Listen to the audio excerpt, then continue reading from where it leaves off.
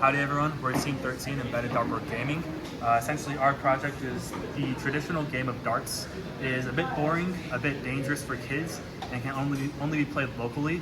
So the project that we were assigned is to create an augmented reality embedded dartboard gaming system where the user has a glove on their hand, they pretend to throw darts, and the microcontroller, the accelerometer tracks the movement of their hand, and we compute the trajectory of the dart and display the dartboard here, and we'll input coordinates for the dart, and the user will essentially be able to play a game of darts virtually from a distance with no darts. So we'll get into our subsystem now and do a demo of our completed system. So for the hand tracking device, we have an Arduino Nano 33 BLE mounted to a battery pack, which then routes to a button on the end of the user's finger. So we chose the Arduino Nano 33 BLE because of its size, just due to the fact that we had to fit it onto the glove to throw the dart. So this has an accelerometer built into it, as well as a Bluetooth module. And how it works is the user will press the button as if they're holding a dart, make the motion as if they're throwing the dart, releasing the button, and the acceleration points are tracked from the time that the button's pressed to the time that the button's released. And it sends those acceleration points to the Raspberry Pi via Bluetooth, where it does the post-processing and calculations of the trajectory of the dart. So we're using an ultrasonic rangefinder to calculate the distance that the user is from the dartboard. The way that this works is it emits an ultrasonic sound that then bounces off an object, and then it receives that sound. And knowing how fast the sound travels through air, we can calculate the distance that the user is from the dartboard for the post-processing and calculation of the trajectory of the dart. So Nick kind of explained his hand tracking system a little bit before and how he's connecting to Bluetooth. Through Bluetooth to me. I'm on the Raspberry Pi system, obviously. I'm getting the ultrasonic sound information and putting that in the program. He talked a little bit on that as well.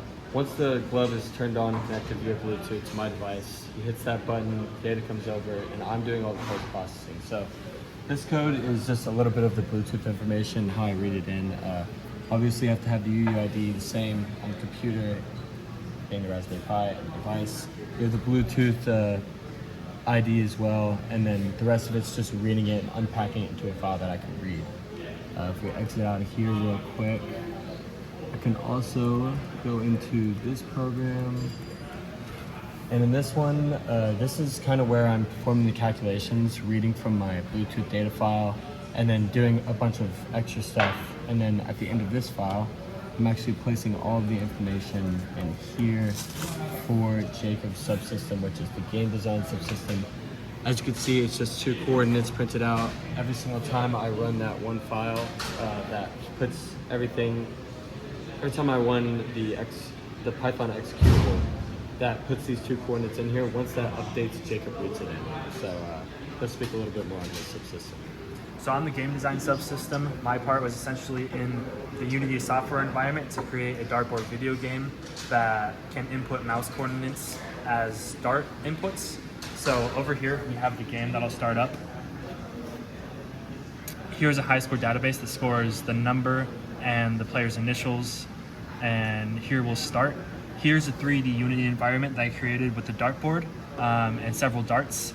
The main focus of this game is to input dart coordinates, so to input 0, 0, or up to the dimensions of 0.5 meter for the width of a dartboard. But I can also simulate it using a mouse click. For this case, you click and the dart goes. So essentially, whenever the coordinates are input, the dart will go to wherever the coordinates are. Here it tracks your score and the number of throws. The goal of the game is to get to 0 in the lowest number of throws. And how this works is, here's my code.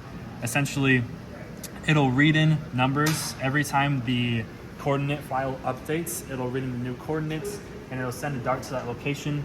We have collisions in the dartboard to stop the dart wherever it hits the dartboard. And we also have a score box on every section of the dartboard so that the score updates depending on where the dart lands on the dartboard. So that's the majority of this code. And then at the end of the code, it'll update your score, update your number of throws. And then after the 3rd dart, it'll reset the darts so that there's 0 darts. And then I can show you that right here. So after 2 darts, 3 darts, it'll reset, so now there's 0 darts. So at the end of the game, it'll tell you, congratulations, you won in this many number of throws. and it'll update the score database, and that's my subsystem. So this is the design for the power supply for the Raspberry Pi. We have a cord taking in 115 volts from the wall through a fuse switch into a 10-to-1 step-down transformer, which is wired in parallel, so outputs 8 volts RMS and 3.2 amps. Comes into this diode bridge, which it loses a little bit of voltage, about down to 9.2 volts and 3 amps. And then it's split with a smoothing capacitor, goes into an LDO linear regulator, and then it makes excess heat and then brings it down to 5 volts 3 amps coming out of this cord, which plugs into the Raspberry Pi. I would show this working. It was the parts were working earlier, but this capacitor broke, so we're waiting for a new one, and we don't know if it'll come in before demo or before the video is due. So this is the other PCB for the power supply systems. This is a ultrasonic rangefinder, which we use to measure the distance between the player and the Raspberry Pi, which is the 0 point. So